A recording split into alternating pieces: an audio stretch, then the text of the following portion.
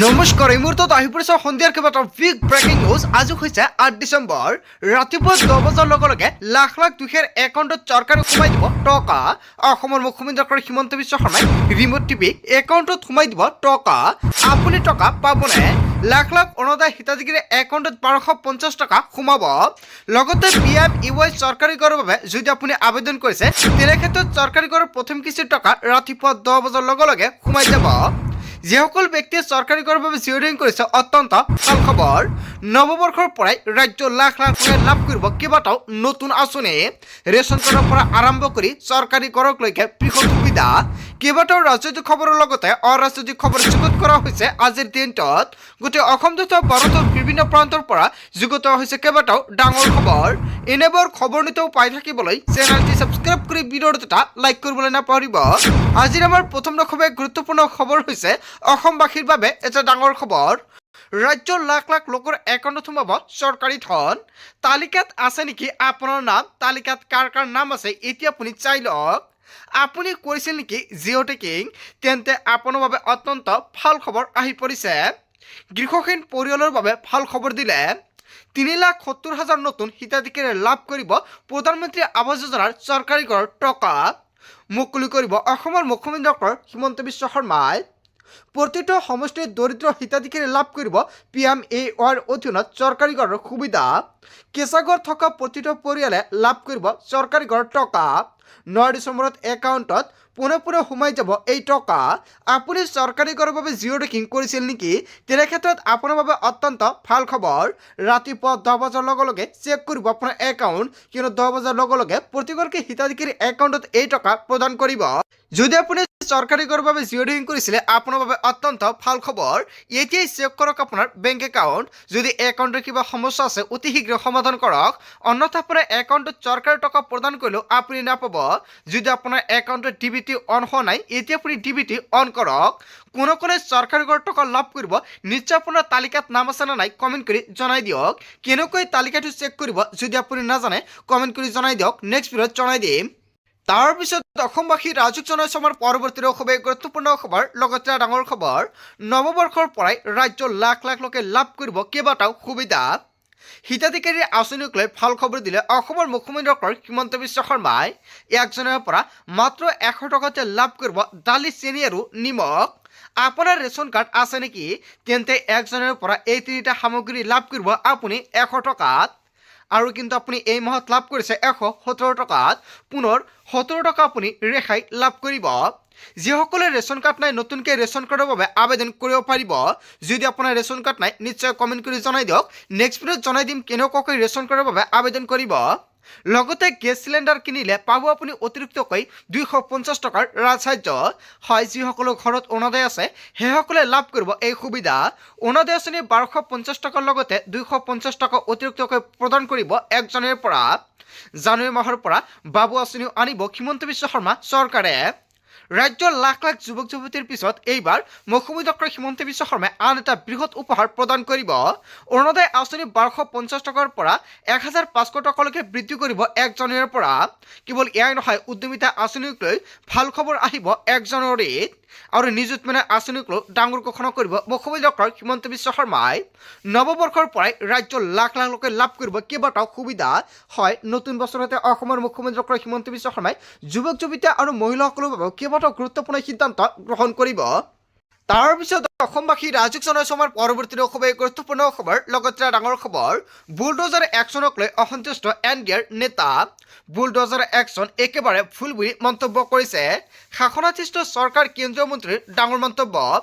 দৰিদ্ৰ আৰু দোকান ভঙাতকৈ মাফিয়াৰ শ্বপিং মল ভাঙক বুলি মন্তব্য কৰিছে NDAৰ ফালৰ পৰা। দৰিদ্ৰ সৰু দোকান ভঙাতকৈ মাফিয়াৰ শ্বপিং মল ভাঙক। চৰকাৰী ভূমিত মাফিয়া গঢ়ি তোলা শ্বপিং মল ভাঙিব লাগে। শ্বপিং মলক লৈ কেইবাটাও গুৰুত্বপূৰ্ণ মন্তব্য কৰিছে। মাফিয়াৰ শ্বপিং মল ভাঙি দিলে সৰু সৰু দোকানী এনেই আঁতৰি যাব। চৰকাৰী ভূমিত বিশাল অট্টালিকা নিৰ্মাণৰ বিৰুদ্ধে কিয় লোৱা নহয় ব্যৱস্থা? কেন্দ্ৰীয় মন্ত্ৰীয়ে কেইবাটাও গুৰুত্বপূৰ্ণ মন্তব্য কৰিছে। তাৰপিছত অসমবাসী ৰাজুক জনাইছে আমাৰ পৰৱৰ্তী খুবেই গুৰুত্বপূৰ্ণ খবৰ, লগতে ডাঙৰ খবৰ। নিয়ম নমনাকৈ নচলাব স্কুটি। দুটা গোল্ডেন ৰুল মানি চলক স্কুটি চলাওঁতে যেতিয়ালৈকে লাইচেন্স নাপায় তেতিয়ালৈকে নচলাব স্কুটি অসমৰ মুখ্যমন্ত্ৰী ডক্টৰ হিমন্ত বিশ্ব শৰ্মাই কেইবাটাও গুৰুত্বপূৰ্ণ মন্তব্য কৰিছে হেলমেট নিপিন্ধাকৈ নচলাব স্কুটি ড্ৰাইভিং লাইচেন্স পাবলৈ দিব লাগিব পৰীক্ষা আজিকালি লাইচেন্স পাবলৈ একেবাৰে সহজ দুটা প্ৰশ্নৰ উত্তৰ দিলে ঘৰতে লাভ কৰিব আপুনি ড্ৰাইভিং লাইচেন্স হয় অসমৰ মুখ্যমন্ত্ৰী ডক্টৰ হিমন্ত বিশ্ব শৰ্মাই স্কুটি প্ৰদান কৰি ছাত্ৰীসকলে কেইবাটাও ডাঙৰ মন্তব্য কৰিছে ছাত্ৰীসকলৰ উদ্দেশ্য কৰি দুটা প্ৰশ্নৰ উত্তৰ দিলে ঘৰতে লেপটপতে ডাউনলোড কৰিব পাৰিব লাইচেন্স স্কুটি লাভ কৰা শিক্ষাৰ্থীলৈ মুখ্যমন্ত্ৰী ডক্টৰ হিমন্ত বিশ্ব শৰ্মাৰ বিশেষ আহ্বান নিয়ম নমনাকৈ নচলাব স্কুটি আপুনি স্কুটি পাইছেনে যদি পাইছে নিশ্চয় আপুনি কমেণ্ট কৰি জনাই দিয়ক তাৰপিছত অসমবাসী ৰাজুক জনাইছে আমাৰ পৰৱৰ্তী খুবেই গুৰুত্বপূৰ্ণ খবৰ লগতে ডাঙৰ খবৰ 1 জানুৱাৰীৰ পৰা ৰাজ্যত আৰম্ভ হ'ব বাবু আঁচনিৰ জৰিয়তে যুৱকসকলক দিয়া হ'ব অগ্ৰাধিকাৰ যুৱতী মহিলাসকলৰ লগতে যুৱকসকলক আগুৱাই নিয়াৰ লক্ষ্য চৰকাৰৰ কলাক্ষেত্ৰৰ পৰা মুখ্যমন্ত্ৰী ডক্টৰ হিমন্ত বিশ্ব শৰ্মাই কৰিলে ডাঙৰ ঘোষণা 1 জানুৱাৰীৰ পৰা ৰাজ্যত আৰম্ভ হ'ব এই বাবু আঁচনি তাৰপিছত অসমবাসী ৰাজুক জনাইছে আমাৰ পৰৱৰ্তী খুবেই গুৰুত্বপূৰ্ণ খবৰ লগতে ডাঙৰ খবৰ চৰকাৰী পকীঘৰৰ তালিকাত সোমাইছে বহু ভুৱা হিতাধিকাৰীৰ নাম কেশগড় থাকিলেহে পাব চৰকাৰী পকীঘৰ জীৱিকা সখীয়ে পঞ্চায়ত আৰু গ্ৰাম উন্নয়ন বিভাগক বিহু দেখুৱাইছে গুৱাহাটীৰ ফটো মাৰিও যথমতে হিতাধিকাৰীৰ সংখ্যা বঢ়াইছে গাঁও পঞ্চায়তে শুদ্ধ তালিকা দিয়াৰ আহ্বান মন্ত্ৰী ৰঞ্জিত কুমাৰ দাসৰ দুৰ্নীতি কৰাসকলৰ বিৰুদ্ধে কঠোৰ হ'ব চৰকাৰ দুৰ্নীতি কৰা জীৱিকা সখী আৰু গাঁও পঞ্চায়তৰ সভাপতিও যাব লাগিব জেললৈ কেশগড়ৰ ভুল তথ্য দিয়া সকলৰ বিৰুদ্ধে কঠোৰ হৈছে চৰকাৰ আপোনাৰ এতিয়াও কেশগড়ত আছে নেকি তেন্তে চিন্তাৰ কোনো কাৰণ নাই 1 টকাও নিদিয়াকৈ যোগ্য লোকে লাভ কৰিব চৰকাৰী পকীঘৰ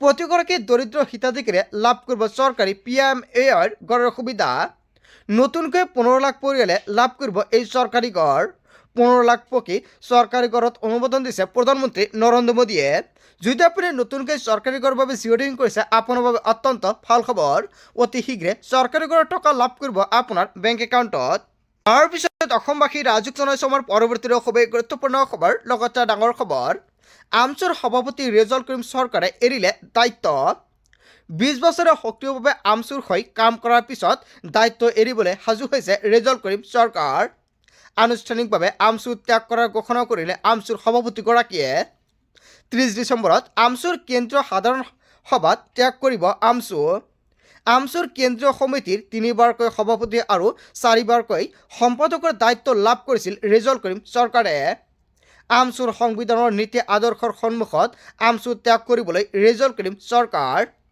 আমচুৰ সংবিধানৰ নীতি আদৰ্শৰ সন্মুখত আমচুৰ ত্যাগ কৰিব ৰেজাউল কৰিম চৰকাৰে আমচুৰ ত্যাগ কৰাৰ পিছত সংখ্যালঘু ৰাজ্যৰ উন্নয়নৰ বাবে কাম কৰিব ৰেজাউল কৰিম চৰকাৰে তাৰ বাবে পৰিকল্পনা অব্যাহত ৰাখিছে আমচুৰ সভাপতিগৰাকী সংখ্যালঘু ৰাজ্যৰ পৰামৰ্শ শিৰত লৈ পৰৱৰ্তী সিদ্ধান্ত ল'ব ৰেজাউল কৰিম চৰকাৰে হয় বন্ধু-বান্ধৱীসকল ৰেজাউল কৰিম চৰকাৰে কেইবাটাও গুৰুত্বপূৰ্ণ মন্তব্য কৰিছে ইয়াৰ বিষয়ে জনতাই কি ক'ব যদি জনতাৰ কিবা মন্তব্য কৰিব লগা থাকে আপোনালোকৰ মন্তব্যটো নিশ্চয় কমেণ্ট কৰি জনাই দিব তাৰপিছত অসমবাসী ৰাজুক জনাইছে আমাৰ পৰৱৰ্তী খুবেই গুৰুত্বপূৰ্ণ খবৰ লগতে ডাঙৰ খবৰ মুখ্যমন্ত্ৰী হিমন্ত বিশ্ব শৰ্মাক লৈ হৰুৱাবলৈ কেইবাটাও ডাঙৰ মন্তব্য কৰিছে শুকুৰালীয়ে হয় বন্ধু-বান্ধৱীসকল এটা বিগ ব্ৰেকিং নিউজ আহি পৰিছে মুখ্যমন্ত্ৰী হিমন্ত বিশ্ব শৰ্মাক হৰুৱাবলৈ সাজু হৈছে শুকুৰালী 2026 নিৰ্বাচনত হিমন্ত বিশ্ব শৰ্মাৰ বিৰুদ্ধে যুঁজিব শুকুৰালীয়ে জালুকবাৰী হিমন্ত বিশ্ব শৰ্মাৰ বিৰুদ্ধে নিৰ্বাচন খেলিব শুকুৰালীয়ে 2026 নিৰ্বাচনী ৰংৰংকা বজালেও শুকুৰালীয়ে হয় বন্ধু-বান্ধৱীসকল এটা ডাঙৰ খবৰ আহি পৰিছে ইয়াৰ বিষয়ে জনতাই কি ক'ব 2026 নিৰ্বাচনী ৰংৰংকা বজালে শুকুৰালীয়ে ৰাজ্যৰ সপোন বাস্তৱ কৰিব শুকুৰালীয়ে আপুনি জনতা পাৰ্টিৰ হৈ নিৰ্বাচন খেলিব শুকুৰালীয়ে আপুনি জনতা পাৰ্টিৰ ৰাজ্যিক সম্পাদকৰ দায়িত্ব শুকুৰালীক নিৰ্বাচন খেলিব বিচৰা ব্যক্তিক টিকট দিব শুকুৰালীয়ে টিকট বিচৰা ব্যক্তিক যোগাযোগ কৰিবলৈ আহ্বান জনাইছে শুকুৰালীয়ে আপুনি জনতা পাৰ্টিত যোগদান কৰিবলৈ ৰাইজক কাটৰ আহ্বান শুকুৰালীৰ মুখ্যমন্ত্ৰী হিমন্ত বিশ্ব শৰ্মাক হৰুৱাবলৈ সাজু হৈছে শুকুৰালী তাৰপিছত অসমবাসী ৰাজুক জনাইছে আমাৰ পৰৱৰ্তী খুবেই গুৰুত্বপূৰ্ণ খবৰ লগতে ডাঙৰ খবৰ ৰকিবুল হুছেইনৰ কথামতে উঠাবহা কৰে গৌৰৱ গগৈ মিয়াৰ বিৰুদ্ধে কথা ক'লে বেয়া পায় গৌৰৱ গগৈয়ে গৌৰৱ গগৈৰ মিয়া প্ৰীতি বাঢ়িছে। ৰকিবুল হুছেইনৰ পৰামৰ্শ মতে চলে অসম কংগ্ৰেছ। ৰকিবুল হুছেইনে মোক ধমক দিছিল, এতিয়া স্বাভিমান অসমীয়াই কংগ্ৰেছ কৰাটো অসম্ভৱ হৈ পৰিছে। কোনো স্বাভিমানী অসমীয়াই কংগ্ৰেছ কৰিব নোৱাৰে। মিয়াক বেয়াকৈ কোৱা ভিডিঅ' দিলেও বেয়া পায় গৌৰৱ গগৈয়ে। গৌৰৱ গগৈয়ে বেছিকৈ গুৰুত্ব দিয়ে ৰকিবুল হুছেইনক। ৰকিবুল হুছেইনৰ কথা মতে কংগ্ৰেছ চলি আছে বুলি মন্তব্য কৰিছে। কংগ্ৰেছৰ লক্ষ্য 2026 নহয় 2031হে লক্ষ্য। ৰিপুণ বৰা, প্ৰদ্যুৎ বৰদলৈ গৌৰৱ গগৈৰ বাবে বাটৰ কাঁইট এনেকুৱাকৈ ডাঙৰ মন্তব্য কৰিছে। নিষ্ঠাবান সাধাৰণ পৰিয়ালৰ কৰ্মীৰ সপোন চৰকাৰ কৰিব। মহাবিস্ফোৰণ সদ্য পদত্যাগী নেতা প্ৰফুল্ল কুমাৰে কৰিছে ডাঙৰ ঘোষণা।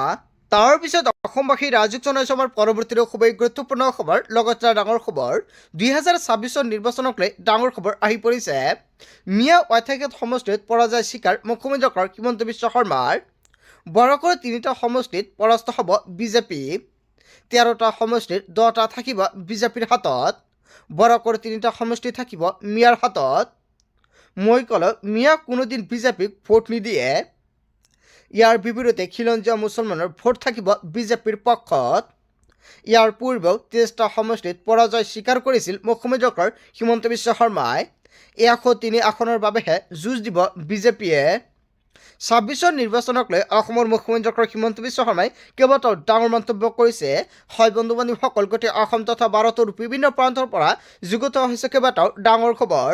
এনেবোৰ খবৰ নিতৌ পাই থাকিবলৈ চেনেলটি ছাবস্ক্ৰাইব কৰি ভিডিঅ'ত এটা লাইক কৰিবলৈ নাপাহৰিব। চ' থেংক ইউ ফৰ ৱাচিং ফুল ভিডিঅ'।